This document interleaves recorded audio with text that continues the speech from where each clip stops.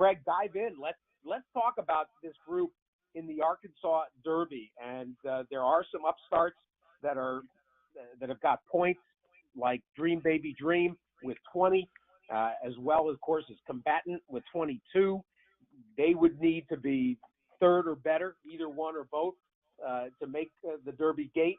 But the problem is we've got horses like Magnum Moon, Salamini, and Quip that stand in the way of their interests, or really anybody else, including a horse like Tenfold, who's 2 for 2 for the Asmussen Barn. Is he in here as a rabbit? We don't know. Your thoughts for the Arkansas Derby? Yeah, so just for me, starting off in this race, I kind of wanted to look at the True Odds module, and looking at that, wanted to try to see what the race projection is for this race. And so looking at it, according to the algorithms that the Stats Raceland's team came up with, Salamini is likely to control the pace this race. So a lot of times a horse like this that doesn't seem like he's a need to lead horse, it will show on the lead, and they don't necessarily go to lead, even though they will more often than not. Sometimes all it is that they will control the pace, so they'll run within themselves. The horses that are with them or that they let get ahead of them just really won't bother them, and they'll get into their rhythm, and the jockey will decide when to go by. And so to me, that kind of is the key for him in this race. So when I go look at his PPs,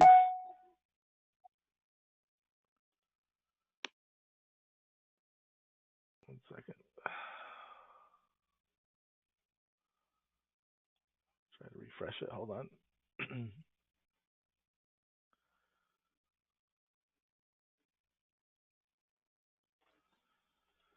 All right, we'll get back to this here. Okay.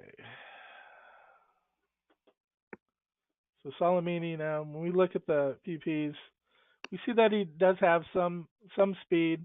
The numbers here are big 2 races back. These are the view that I have is the Trackmaster format. So instead of having the split times, it has the pace figures.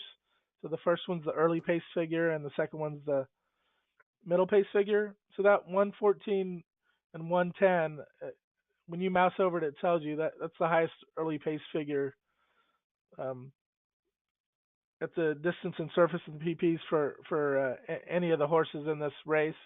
So that's one of the reasons I'm sure that the algorithm is building off of that race and having this horse on the lead. One of the things that I like is that he ran the 104 equibase speed figure. So when you look back at horses, this is one thing when you're handicapping these 3-year-olds, or even it can be 4-year-olds, or to me 5-year-old geldings, horses that still have room to progress. I'm trying to compare their speed figures from the season before to the current one. So when you see a horse like this run a 102, then a 107, then they take him off a layoff for a few months. When he comes back with like a 104, when it's a top trainer like Baffert, you know that this horse probably wasn't cranked up to 100%. So there's a big room for improvement on this.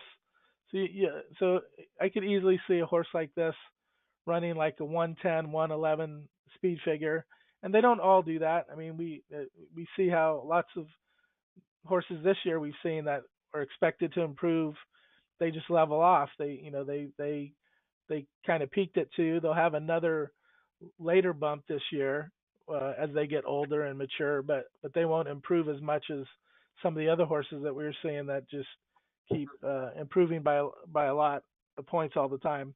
So I can see this horse improving, and I think he's going to run better. Then also we can see that the last 30 days Baffert has been winning at a very high win percent.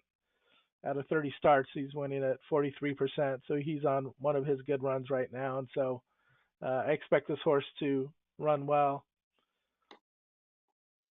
The other horse who just beat him, of course, last time in the Rebel was Magnum Moon. That horse, it's another also has positive signs because his debut was a 106 Oaklawn speed figure, very nice number. And then you see when he comes back in this race, he runs the 109, wins easily, and improves off that. So this horse has uh, uh, a lot of potential. It's a Todd Pletcher course. He of course is also doing well right now. You can see the last 30 days he's winning at 34% clip and even plus 11% ROI if you bet on it, all of his starters in the last 30 days, which is very unusual for him just because he gets bet so often. And but his win percentages, of course, is always high. And then the other contender is Combatant. This horse, we'll see what this horse turns out to be. He's definitely a hard trier. Looks to run every single time out. It's going to be a hard-nosed horse. When I looked at the true odds, so one thing that a lot of times I'll throw a horse out when I see a horse like this who has an outside post, and so the projection has him wide on the turn and then wide heading into the second turn.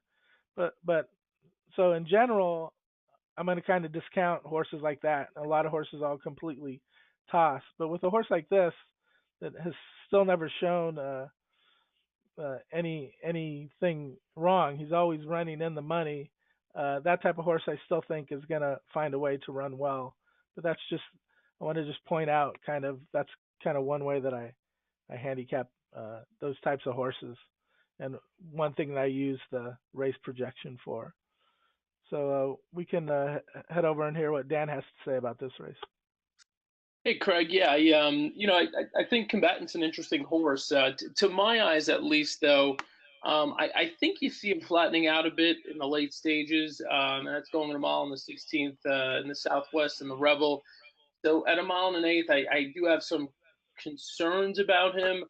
I think it's sort of interesting, though, that Ricardo Santana presumably would have had the choice here between Combatant and Tenfold. Tenfold, sort of the horse with probably a bit more upside at this stage, I would think, and he hops off and goes to Combatant. Tenfold's interesting. He's not one that I have as my top pick or anything, but I do think that he could factor. I do like that he won on debut on the lead and then next out and first time against winners does it while stalking, so a little bit off the pace. So I think he's an interesting one, but for a lot of the same reasons that you mentioned that you went through, I do like Solomini. Solomini is going to be my top pick here.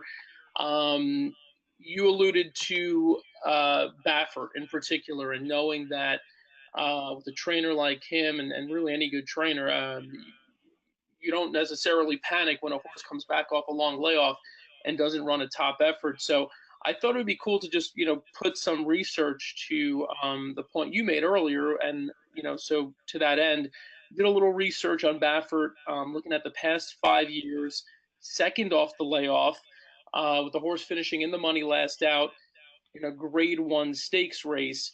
And you can see some of the numbers there really backing up the point that you made. 31 starts, 6 wins, 21 in the money. So a very, very high in the money percentage. And I'm sure if you look through that list on the left there, you see a lot of familiar names, including American Pharaoh, who, of course, won this race second off a layoff. Now, he did also dominate in the Rebel, so he had that coming in. But Solomini, again, same connections. You've got, the Zayats have been high on him all along.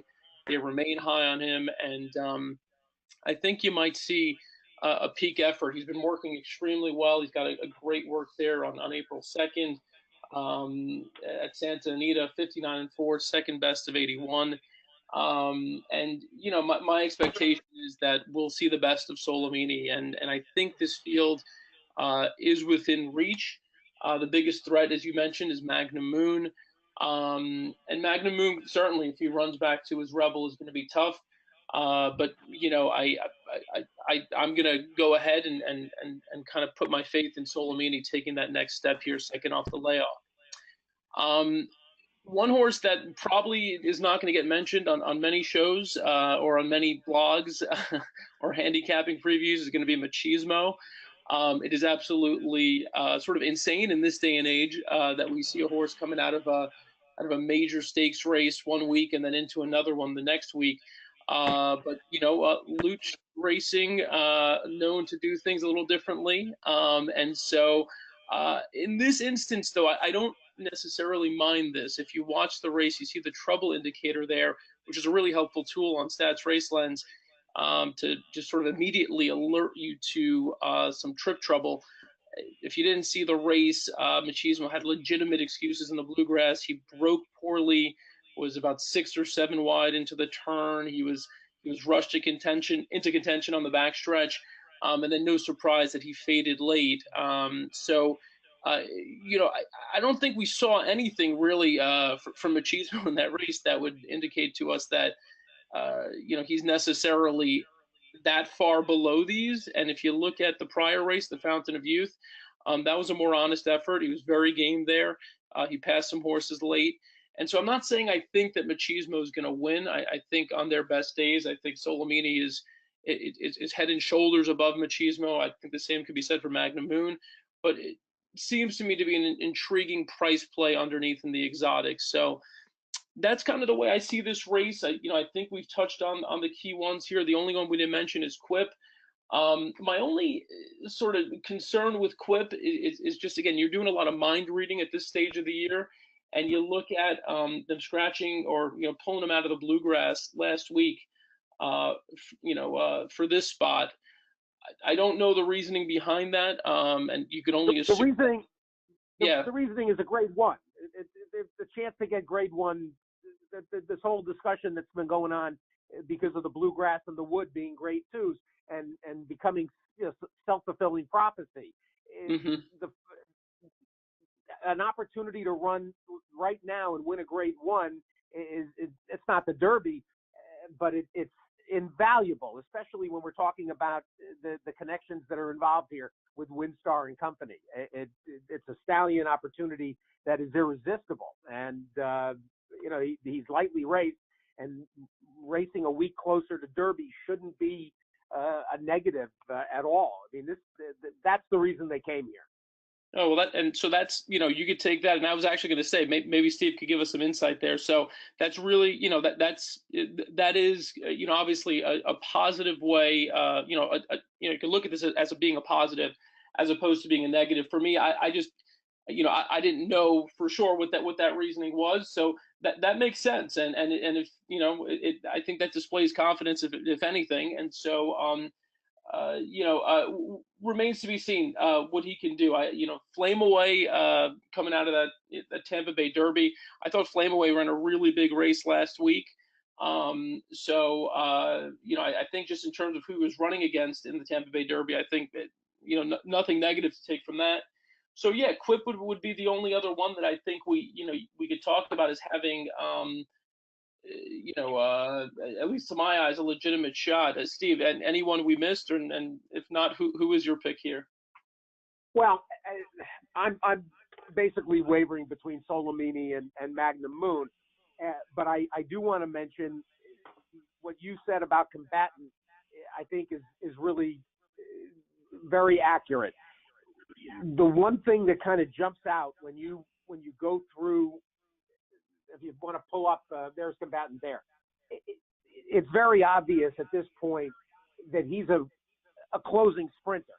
And he broke his maiden going the one turn, and he has failed to have the same punch going 2 turns.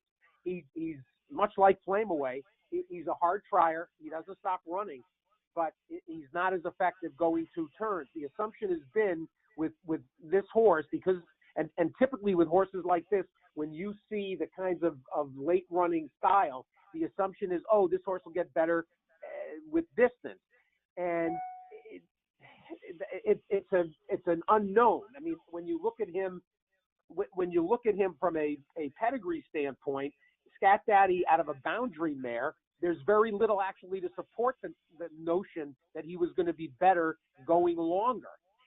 So I got a feeling, and I happen to like this horse, and I've been kind of rooting him along. There's always a horse in the barn of the Asmussen team like this, whether it's a Zaniero or whether it's looking at Lee, Creator. I mean, there seems to be one like this every year, and I got some affection for him, but I think we're going to see him down the road more effective returning to middle distance and specifically to one-turn miles, which then sort of gets you to Dream Baby Dream. And if there's a horse that's being overlooked, I think the other two Asmussen horses are both worth discussion. And Tenfold's presence in here is a real curiosity. And the biggest curiosity is Victor Espinoza. Let's pull up some stats, Craig. If and when Victor Espinoza has ever ridden for Steve Asmussen. Yeah, for sure he hasn't in the last 365 days because we see it right there that there are no starts. But I can check the last 5 years at least. When Asmussen had that string in California, which was a fiasco, he probably did then. But and yes, Espinoza's in town and so forth. But to me, doesn't this smell, considering Winchell owns the horse and Winchell owns Combatant? Wouldn't you think that his presence and Victor Espinoza's style is to prompt a pace, to guarantee a pace for Dream Baby Dream and Combatant to try to run into? Yeah, it makes sense. So yeah, it looks like only one time has he they together. Yeah. Wow. That was on Crazy Unbridled Snow, who they tried to turn into a specialist down the hill, as it happened. Isn't that interesting? I could not remember Asmussen calling on Victor Espinoza ever. So anyway, that leaves us with Dream Baby Dream, who I think would be the logical stone closer, who would benefit if the pace gets hot. And I mean, I would hate to leave Combatant out now, and basically, have him beat me. But I don't like the way he has finished in these three races. And even when he went to Remington, he didn't have any punch late in the Springboard Mile. So, and that race had plenty of pace to chase.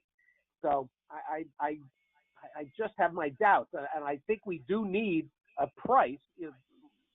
For Dan, it's machismo. I think for me, it's going to be Dream Baby Dream, but you got to basically make a determination as to the pace in here and how hot it could get. It's certainly going to be an honest pace. I think that Tenfold's presence, especially drawn inside the other speed, that will determine just how hot the pace gets. If you see Espinoza quarter horse it for the turn, that's an effort to prompt the pace. So this is a very good race. People thought the drama in this was going to be gone when Justify stayed in California, and instead I think we've got a terrific final major prep toward Derby. The 140, 20, and 10 points on the line. Really good.